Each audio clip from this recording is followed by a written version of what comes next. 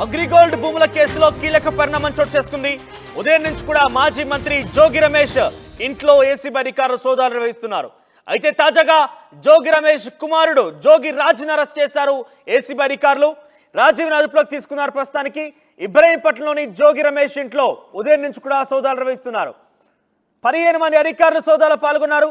అయితే సిఐడి జప్తులో ఉన్నటువంటి అంబాపురం అగ్రిగోల్డ్ భూములు కొనుగోలు చేసి అమ్మినట్టుగా ఏసీబీ అధికారులు గుర్తించారు. అయితే ఈ భూములన్నీ కూడా అంబాపురం పరిధిలో ఉన్నటువంటి అగ్రిగోల్డ్ భూములని జోగి రమేష్ కుటుంబం కొనుగోలు చేసి తిరిగి దాన్ని విక్రయించిందనే ఒక ఆరోపణ కూడా ఉన్నాయి. అధికారులు ప్రూవ్ చేశారు. వారి దగ్గర ఆధారాలున్నట్టుగా అధికారులు గుర్తించారు. అయితే మా నాన్నపై కక్షతోనే నన్ను అరెస్ట్ చేశారంటున్నారు జోగి రమేష్ కుమారుడు జోగి రాజీవ్. అందరూ కొనుగోలు చేసినట్టే మేము కూడా కొన్నామంటూ ఆయన చెప్పుకొచ్చారు. ప్రస్తుతానికి జోగి రమేష్ కుమారుడు జోగి రాజీవ్ని అరెస్ట్ చేశారు ఏసీబీ అధికారులు. దానికి సంబంధించిన విజువల్స్ మీరు చూస్తున్నారు. ఉదయం నుంచి కూడా సోదాలు నిర్వహిస్తున్నారు. అయితే ఆరోపణలు ఉండేవి. నెల క్రితం వరకు కూడా చాలా మంది ఫిర్యాదు చేశారు. జోగి రమేష్ కుటుంబీకులు తమ నుంచి ఈ యొక్క భూమిని అక్రమంగా కొనుగోలు చేశారు. అగ్రిగోల్డ్ భూములు అక్రమంగా కబ్జా చేశారు, వాటిని వేరే వాళ్ళకి విక్రయించారంటూ కూడా ఆరోపణలు ఎదుర్కొన్నారు. నెల రోజుల క్రితం అనేక ఫిర్యాదులు కూడా వచ్చాయి. ఈ నేపథ్యంలోనే ఏసీబీ అధికారులు జోగి రమేష్ ఇంటికి చేరుకున్నారు, విచారణ చేశారు. జోగి రమేష్ ఇంట్లో సోదాలు నిర్వహించారు. సోదాల్లో తమకు పక్కా ఆధారాలు దొరికిన నేపథ్యంలోనే జోగి రమేష్ కుమారుడు జోగి రాజీవ్ని అరెస్ట్ చేశారు. ప్రస్తుతానికి మా ప్రతినిధి రాజేష్ దగ్గరికి వెళ్ళాం. రాజేష్, ప్రస్తుతం జోగి రాజీవ్ కుమార్ అదుపులో తీసుకొని తెలుస్తోంది. సో ఎటువంటి ఆధారాలు లభ్యమయ్యాయి, ఎంత మేర వాళ్ళు విక్రయించారు ఇతరులకి, వారి పేరిటకి ఏ రకంగా ఆ భూములు ట్రాన్స్ఫర్ అయ్యాయి? అంబాపురంలో ఉన్నటువంటి సర్వే నెంబర్ 88లో దాదాపు 1200 గజాల స్థలాన్ని జోగి రమేష్ తనయుడు జోగి రాజీవ్ తో పాటు జోగి రమేష్ బాబాయ్ వెంకటేశ్వర వీళ్ళిద్దరు కూడా 2022లో కొనుగోలు చేశారు. తర్వాత జోగి రమేష్ మంత్రి అయిన తర్వాత అదే సర్వే నెంబర్ ఆనుకుని అగ్రిగోల్డ్ జప్తులు ఉన్నటువంటి 2200 చదరపు గజాలకు సంబంధించినటువంటి 87 సర్వే నెంబర్ ఉన్న స్థలాన్ని ఆ 88 సర్వేలు వీళ్ళు కొనుగోలు చేసిన సర్వే నెంబర్ ని మార్చేసి 87 సర్వే నెంబర్ లో ఉన్న 2200 గజాలను కొనుక్కున్నట్టు తప్పుడు పత్రాలు సృష్టించినటువంటి కేసులో జోగి రమేష్ తనయుడు జోగి రాజీవ్ని కొద్దిసేపటి క్రితమే ఏసీబీ అధికారులు ఇబ్రహీంపట్నంలోని ఆయన నివాసంలో అదుపులో తీసుకున్నారు. ప్రస్తుతం ఆయన్ని గొల్లపూడికి తరలిస్తున్నారు. గొల్లపూడి పోలీస్ స్టేషన్ కి అయితే తరలిస్తున్నారు. జోగి రమేష్ దీనిపైన తీవ్ర ఆగ్రహం వ్యక్తం చేసిన తన కుమారుడికి ఎలాంటి సంబంధం లేని కేసులో ఇరికించారు, తన మీద కక్ష సాధింపులు చేయడానికి తన కుమారుడిని అరెస్ట్ చేశారని కూడా ఆయన ఆగ్రహం వ్యక్తం చేస్తున్నారు. వాస్తవంగా అగ్రిగోల్డ్ ఆ వ్యవహారానికి సంబంధించిన భూములకు సంబంధించి సిఐడి అధికారులు ఆ అగ్రిగోల్డ్ భూములు ఎక్కడెక్కడ ఉన్నాయి అనే దానికి సంబంధించి రాష్ట్ర వ్యాప్తంగా ఉన్న భూముల్ని ఇప్పటికే జప్తు చేసింది. జప్తు చేసినటువంటి భూముల విషయానికి సంబంధించిన అంశంలో ప్రస్తుతం ఆ భూములు జప్తులో ఉన్న భూమిని రిజిస్ట్రేషన్ మార్చేసి అక్కడ ఉన్నటువంటి స్థానిక రెవెన్యూ అధికారులతో కుమ్మక్కయ్యి ఈ విధంగా చేశారనేది ప్రధాన ఆరోపణ. పూర్తి ఆధారాలతోనే సిఐ అధికారులు ఈ కేసుని ఇన్వెస్టిగేషన్ చేశారు. ఈ కేసుని సిఐడి నుంచి ఏసీబీ బదలాయించిన నేపథ్యంలో 15 మంది ఏసీబీ అధికారులు ఈ రోజు ఉదయం 7 గంటలకి జోగి రమేష్ ఇంట్లోకి వెళ్లి సోదాలు నిర్వహించిన తర్వాత పూర్తి స్థాయిలో జోగి రాజీవ్ ఈ ఫేక్ సర్వే అంటే 88 సర్వే కొనుగోలు చేసిన సర్వే నెంబర్ కాకుండా సర్వే నెంబర్లు మార్చి అగ్రిగోల్డ్ జప్తులో ఉన్న అగ్రిగోల్డ్ భూముల్ని కొనుగోలు చేయడంతో పాటు ఆ భూముల్ని అమ్మకానికి కూడా పెట్టారు. చుట్టూ ప్రహరీ కూడా కట్టేసేసి అమ్మకానికి కూడా పెట్టారు. వేరే వాళ్ళకి అమ్మేశారని కూడా అభియోగాలు ఉన్న నేపథ్యంలో రాజేష్ అగ్రిగోల్డ్ భూములు పూర్తిగా కూడా ప్రభుత్వం జప్తు చేసుకుంది ఆ వివాదం తలెత్తిన తర్వాత. అయినప్పటికీ జోగి రమేష్ వాటిని ఏ రకంగా విక్రయించా, ఏ రకంగా సాధ్యమైంది? సర్వే నెంబర్ 87లో ఉన్నటువంటి ఆ భూమి పూర్తిగా తమదేనంటూ తప్పుడు డాక్యుమెంట్ చూపించారు. దానికి ఎక్కడ కూడా లింక్ డాక్యుమెంట్ ఏమీ లేకుండా అక్కడ స్థానిక రెవెన్యూ అధికారులతో మాట్లాడుకుని మంత్రిగా ఉన్న జోగి రమేష్ చొరవతో ఆ భూములన్నీ తమ పేరు మీద ఉన్నాయి, మేము కొనుగోలు చేశాం కాబట్టి ఎలాంటి ఇబ్బంది ఉండదని ఆ భూమి చుట్టూ ప్రహరీ కూడా కట్టి ఆ డాక్యుమెంట్స్ ఎలాంటి ఇష్యూస్ లేకుండా సెటిల్ చేసుకుని ఆ భూములను అయితే అమ్మకాన్ని పెట్టారు.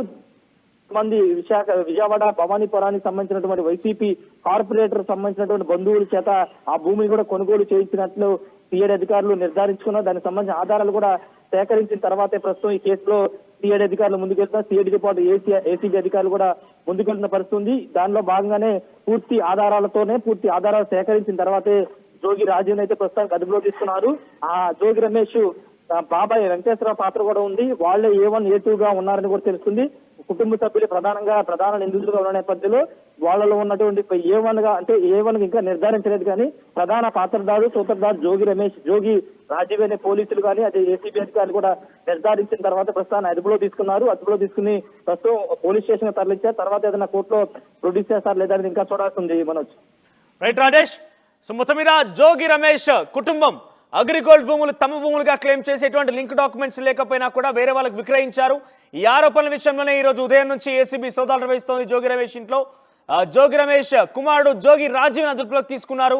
ఆయన పూర్తిగా కూడా మా నాన్నపై కక్షతో నన్ను అదుపులోకి తీసుకుని అరెస్ట్ చేశారంటూ కూడా జోగి రమేష్ కుమారుడు జోగి రాజీవ్ ఆరోపణ చేస్తున్నారు. ఒకసారి అరెస్ట్ తర్వాత జోగి రమేష్ మాట్లాడారు, ఏం మాట్లాడారో చూద్దాం.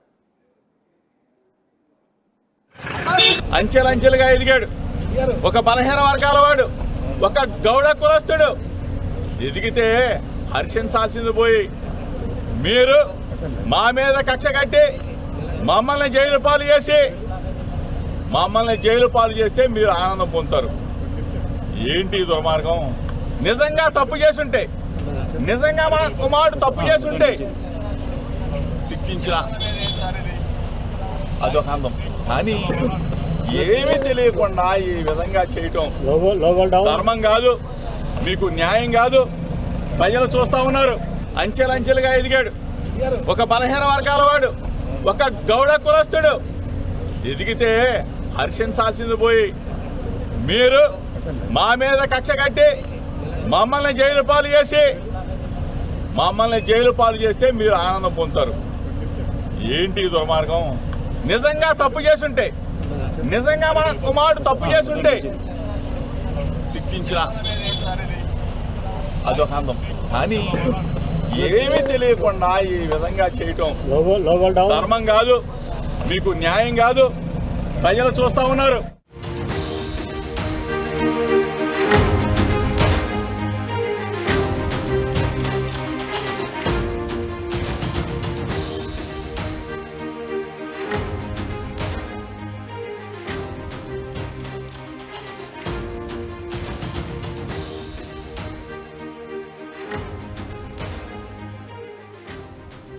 సో నేను చాలా చిన్న స్థాయి నుంచి ఎదిగాను, కష్టపడుతూ ఎదిగాను, ఒక గౌడ కులస్తుడిని. నాపై ఈ రకంగా కక్షపూరితంగా చేయడం, ఎటువంటి ఆధారం లేకుండా తమ కుమారుడిని అరెస్ట్ చేయడం అక్రమం, అవినీతి, అధర్మం అంటూ కూడా మాట్లాడుకొచ్చారు. అన్నిటికీ ప్రజలే జవాబు చెప్తారంటూ కూడా ఆయన మీడియాతో మాట్లాడుతున్న నేపథ్యంలో ఆవేదన వ్యక్తం చేశారు. అయితే ఇక్కడ 88 సర్వే నెంబర్ల గల భూమి ఆయన పేరు మీదకి ఎలా వచ్చింది, ఎటువంటి లింక్ డాక్యుమెంట్స్ ఉన్నాయి, ఇవి కనుక ఆయన ప్రూవ్ చేసుకోగలిగితే కొంత ఈ కేసు నుంచి బయటపడే అవకాశం ఉంటుంది. వాస్తవానికి ఇక్కడ పెద్ద ఎత్తున ఆరోపణ ఏంటంటే కావాలనే తమ పేరు మీదకి అక్రమంగా పత్రాలు చూపించి తమ పేరు మీదకి చేసుకున్నారు, ఆ తర్వాత దాన్ని విక్రయించారు. ఇది పూర్తిగా అక్రమం, అసమంజసం అంటూ చాలా మంది ఫిర్యాదు చేశారు. అనేక ఫిర్యాదులు వచ్చిన తర్వాతనే చాలా పక్కడబందీగా ఏసీబీ అధికారులు అన్ని రకాల ఫిర్యాదులు వచ్చిన తర్వాతనే ఈరోజు జోగి రమేష్ ఇంట్లో సోదాలు నిర్వహించారు. సోదాలు చేసిన నేపథ్యంలో తన కుమారుడు జోగి రమేష్ కుమారుడు జోగి రాజీవ్ ఈ యొక్క పూర్తి తతంగానికి పాల్పడ్డట్టుగా గుర్తించారు ఏసీబీ అధికారులు. ఆ తర్వాత అరెస్ట్ చేశారు. అరెస్ట్ అనంతరం మీడియాతో మాట్లాడుతున్నట్టుగా జోగి రమేష్ మనం చూసాం. ఆవేదన పూరితంగానే మాట్లాడారు. ఎటువంటి ఆధారం లేకుండా తన కుమారుడిని అక్రమంగా అరెస్ట్ చేశారు. ఒకవేళ నిజంగానే జరిగి ఉంటే ప్రూవ్ చేయాలంటూ కూడా ఆయన చెప్పడం జరిగింది. అన్ని కూడా ప్రజలు చూస్తున్నారు, పైవాడు చూస్తున్నాడు, అన్నిటికీ సమాధానం వాళ్ళే చెప్తారన్నట్టుగా జోగి రమేష్ ఆవేదన భరితమైనటువంటి ఆ యొక్క మాటల్ని మనం విన్నాం.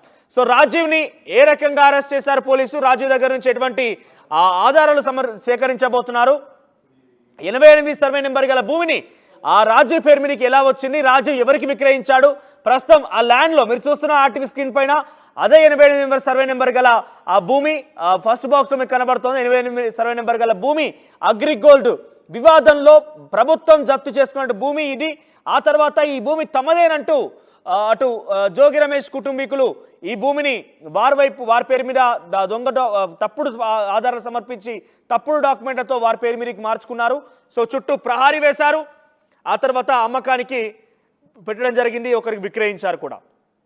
అయితే తప్పుడు ఆధారాలు, తప్పుడు పత్రాలు చూపించి తమ పేరు మీదకి మార్చుకోవడమే కాకుండా ఇతరులకు విక్రయిస్తున్నట్టుగా చాలామంది అక్కడ ఏదైతే అగ్రిగోల్డ్ వివాదంలో అగ్రిగోల్డ్ బాధితులుగా ఉన్నారో వారంతా కూడా ఫిర్యాదు చేసిన నేపథ్యంలో ప్రభుత్వం రియాక్ట్ అయింది. అయితే గత ప్రభుత్వంలో వైసీపీ హయాంలోనే ఈ యొక్క భూమి కబ్జాకి గురైనట్టు తెలుస్తోంది. గత ప్రభుత్వంలోనే కబ్జా అయిందే కాకుండా గత ప్రభుత్వం విక్రయం కూడా జరిగింది. అయితే తాజాగా కొత్తగా ఏర్పడినటువంటి కూటమి ప్రభుత్వానికి నెల రోజుల క్రితమే ఈ యొక్క ఫిర్యాదులు అందాయి. అగ్రిగోల్డ్ బాధితులందరూ కూడా ఫిర్యాదు చేశారు. ఈ ఫిర్యాదుల ఆధారితంగా ప్రస్తుతం జోగి రమేష్ ఇంట్లో ఏసీబీ అధికారులు సోదాలు నిర్వహించే తదనంతరం తన కుమారుడు రాజీవ్పై ఆరోపణలు వినిపిస్తున్న నేపథ్యం రాజీవ్ దగ్గర కొన్ని ఆధారాలు, రాజీవ్ పేరు మీద ఉన్నటువంటి దస్త్రాలు, ఇతరత్ర డాక్యుమెంట్స్ మొత్తం కూడా వారు పరిశీలించిన తర్వాత రాజీవ్ని అరెస్ట్ చేశారు. సో రాజీవ్ అరెస్ట్పై జోగి రమేష్ మాట్లాడుతూ చాలా ఆవేదన పూరితంగానే మాట్లాడారు. ఆయన అంచెలంచెలుగా ఎదిగాడు. ఒక బలహీన వర్గాల వాడు, ఒక గౌడ కులస్తుడు ఎదిగితే హర్షించాల్సింది పోయి మీరు మా మీద కక్ష కట్టి మమ్మల్ని జైలు పాలు చేస్తే మీరు ఆనందం పొందుతారు. ఏంటి దుర్మార్గం? నిజంగా తప్పు చేసుంటే, నిజంగా మా కుమారుడు తప్పు చేసుంటే శిక్షించిన అదొక ఆనందం. కానీ ఏమీ తెలియకుండా ఈ విధంగా చేయటం ధర్మం కాదు, మీకు న్యాయం కాదు. ప్రజలు చూస్తా ఉన్నారు. అంచెలంచెలుగా ఎదిగాడు.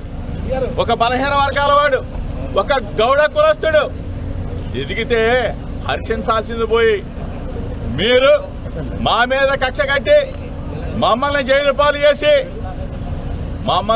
పాలు చేస్తే మీరు ఆనందం పొందుతారు. ఏంటి దుర్మార్గం? నిజంగా తప్పు చేసుంటే, నిజంగా మా కుమారుడు తప్పు చేసుంటే శిక్షించిన అదొక ఆనందం. కానీ ఏమీ తెలియకుండా ఈ విధంగా చేయటం ధర్మం కాదు, మీకు న్యాయం కాదు. ప్రజలు చూస్తా ఉన్నారు. అంచెలంచెలుగా ఎదిగాడు. ఒక బలహీన వర్గాల వాడు, ఒక అమాయకంగా ఎటువంటి తప్పు చేయనటువంటి మా కుటుంబాన్ని నా మీద కక్ష ఉంటే ఉండొచ్చు చంద్రబాబు నాయుడు గారికి, నా మీద కక్ష ఉంటే ఉండొచ్చు లోకేష్కి. ఎగిరిగోల్డ్ ఏంటి బాబు? ఎగిరిగోల్డ్ ఆస్తులు ఆల్రెడీ అటాచ్మెంట్లో ఉన్నాయి. మొట్టమొదటిసారిగా నేను మీడియా ముందు మాట్లాడుతూ ఉన్నా. మొట్టమొదటిసారిగా ప్రభుత్వం అధికారంలోకి వచ్చిన తర్వాత మొట్టమొదటిసారిగా మీడియా ముందు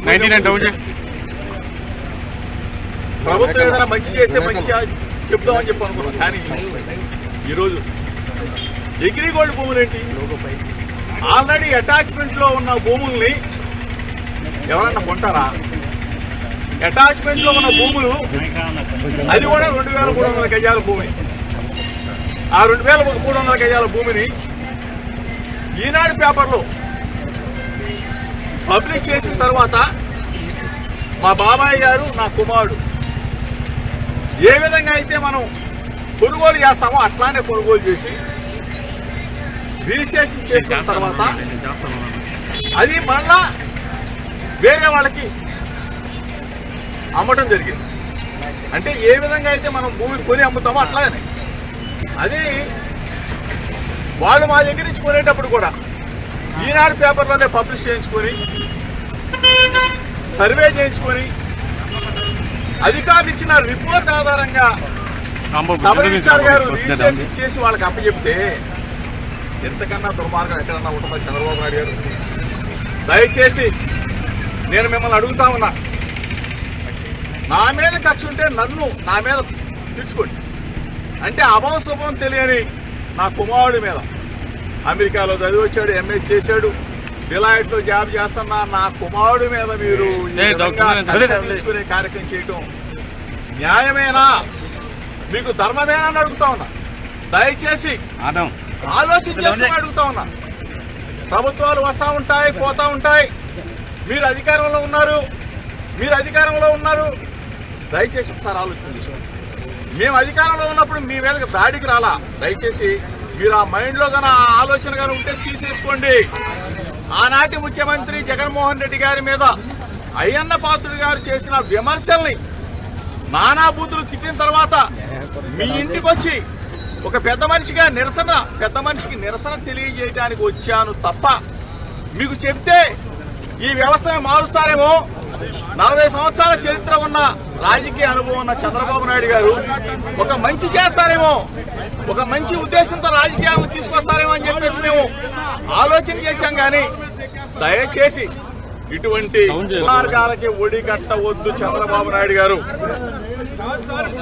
ఇప్పుడు రాజకీయంగా మా మీద కక్ష తీసుకోవచ్చు, రెడ్ బుక్ రాజ్యాంగాన్ని మీరు తీసుకురావచ్చు. డైవర్షన్ పాలిటిక్స్ చేస్తూ అభం శుభం తెలియని పిల్లల మీద ఏంటి సార్ ఇది? దయచేసి మీకు కూడా పిల్లలు ఉన్నారు, మీకు కూడా పిల్లవాడు ఉన్నాడు.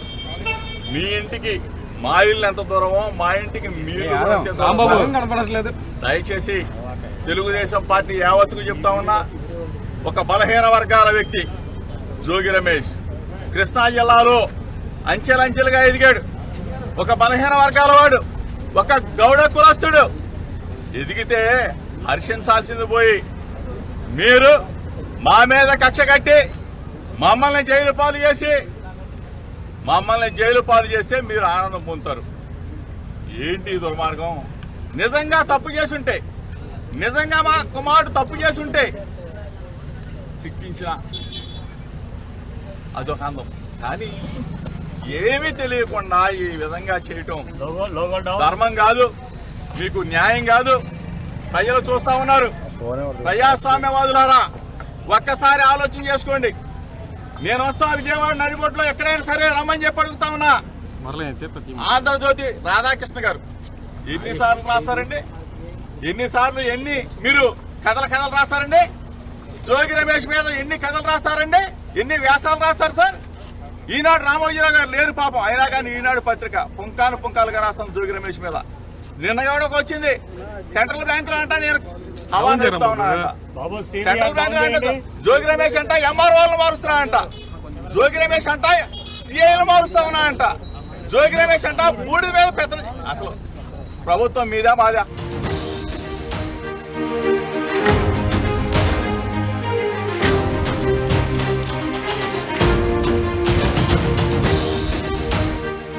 అగ్రిగోల్డ్ భూముల కేసుల విషయంలో మాజీ మంత్రి జోగి రమేష్ కొడుకు జోగి రాజ్ని అరెస్ట్ చేశారు పోలీసులు.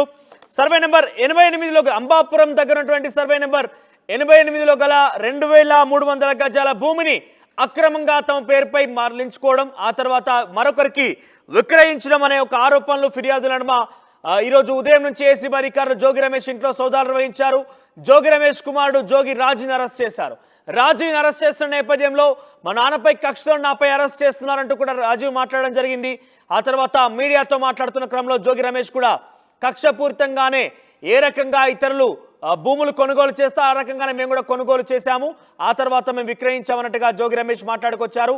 మీ ఇల్లుకి మా ఇల్లు ఎంత దూరంగా ఉందో మా ఇంటికి కూడా మీ ఇల్లు అంతే దూరంగా, అంటే ఒక రకంగా చెప్పాలంటే మాకేం జరుగుతుందో రేపు తర్వాత మీకు కూడా రేపు జరుగుతున్న తరహాలో ఆయన చంద్రబాబును ఉద్దేశిస్తూ మాట్లాడడం కూడా జరిగింది. సో ప్రస్తుతానికి ఏసీబీ అధికారుల అదుపులో జోగి రమేష్ కుమారుడు జోగి రాజీవ్ ఉన్నాడు. A1గా జోగి రాజీవ్, A2గా జోగి రమేష్ ఉన్నారు. ఇక అక్రమంగా రిజిస్ట్రేషన్ చేసుకున్నారని ఆరోపణల నడుమ 9 మంది నిందితుల్లో 7 ప్రభుత్వ ఉద్యోగులుగా గుర్తించారు ఏసీబీ అధికారులు.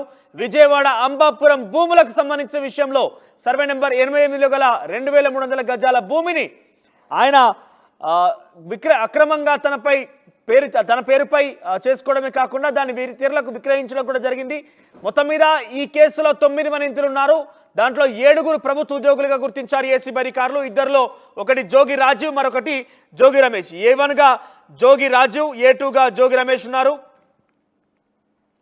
ఇక A3, A4 అట్లా A7 వరకు, A9 వరకు కూడా 7 ప్రభుత్వ ఉద్యోగులుగా ఉన్నవారిని గుర్తించారు అధికారులు. మొత్తం మీద అగ్రిగోల్డ్ కేసు విషయంలో, అగ్రిగోల్డ్ భూముల విషయంలో చాలా కీలక పరిణామం ఇది. జోగి రమేష్కి ఒక షాక్ అని చెప్పాలి. బిగ్గెస్ట్ బ్రేకింగ్ న్యూస్ చూస్తున్నాం. మన మాజీ మంత్రి జోగి రమేష్ కుమారుడు జోగి రాజీవ్ను ప్రస్తుతం పోలీసు అదుపులో తీసుకున్నారు. అయితే A1గా ఉన్నటువంటి జోగి రాజీని అరెస్ట్ చేశారు. ఓకే, A2గా జోగి రమేష్ని చేర్చారు కాబట్టి ఆయన అరెస్ట్ కూడా త్వరలోనే ఉండబోతున్నట్టుగా పెద్ద ఎత్తున అక్కడ చర్చ కొనసాగుతోంది.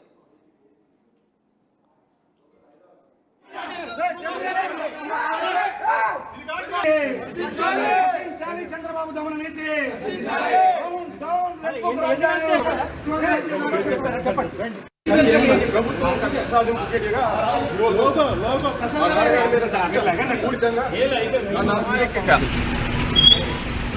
ఎటువంటి తప్పు చేయనటువంటి మా కుటుంబాన్ని నా మీద కక్ష ఉంటే ఉండొచ్చు చంద్రబాబు నాయుడు గారికి, నా మీద కక్ష ఉంటే ఉండొచ్చు లోకేష్కి.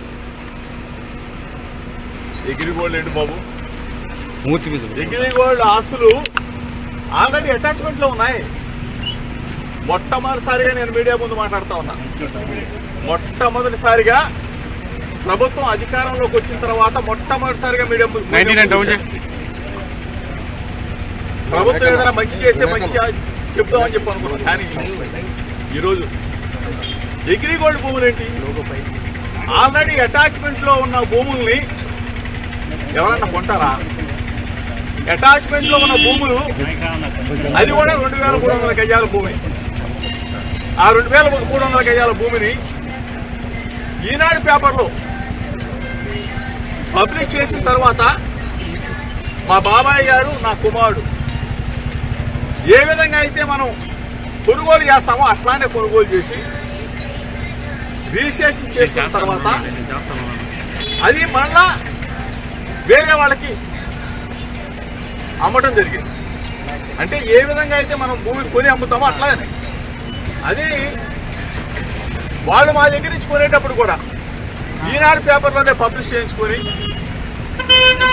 సర్వే చేయించుకొని అధికారులు ఇచ్చిన రిపోర్ట్ ఆధారంగా సబ్ రిజిస్ట్రార్ గారు రిజిస్ట్రేషన్ చేసి వాళ్ళకి అప్పచెప్తే ఎంతకన్నా దుర్మార్గం ఎక్కడన్నా ఉంటుందో చంద్రబాబు నాయుడు గారు.